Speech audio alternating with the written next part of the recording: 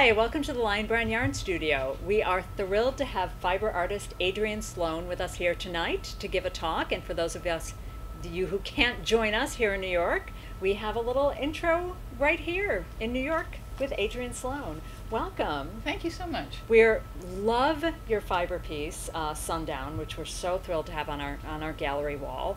Can you tell me how one becomes a fiber artist? How did you find yourself in this life? Oh, well, I can speak to my personal experience, but I think the roads are many. I am really self-taught, and absent all the early having learned from my mother and those sorts of things, I actually bought a knitting machine in the mid-'80s, a used knitting machine, and I cannot reconstruct why or how I did that. But I bought one, and I was really fascinated with the ability to create sculptural forms. And the two influences that kind of led me there was a book on machine knitting by Susanna Lewis. And I don't know if you would know that one, but it's an early book. It was from the '80s. And the other was a woman named Judith Duffy. And she had this very, very elaborate knit costume on the back of, I can't remember which magazine it was right now, but it was shockingly interesting in terms of the way that the sculptural forms were made. And from that, I went into wearables and I started making hats. Oh. Yeah. So. And I think I see a few over there. I brought a couple of early hats. Oh, wow. Because I had so much fun playing with color and design. Wow. And these are all machine knit. I did all the designing and I did all the knitting.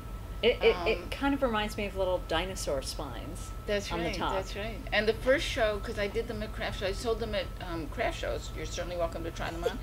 And the first craft show I ever did was Crafts Park Avenue. Oh, wow. Yeah, in 1989 I did that one. And I had, this one is very well worn, as you can see, but I called it my Statue of Liberty hat. Ah, yes, I see. The crown is very clear. Yeah, yeah. I feel regal. I feel like I need to welcome poor and hungry into our shores all of a sudden, just from wearing your hat. Poor and hungry knitters, right? Yes. So now how did you get from wearables to art? Well, wearable art to hangable from art. wearable art to sculpture. Well, I brought one more. I just want to show you one more because I always had such fun designing the patterns, and this was ants going across. And so this was fully lined in cotton and machine knit also with chenille. Wow. It's like velvet. Very nice.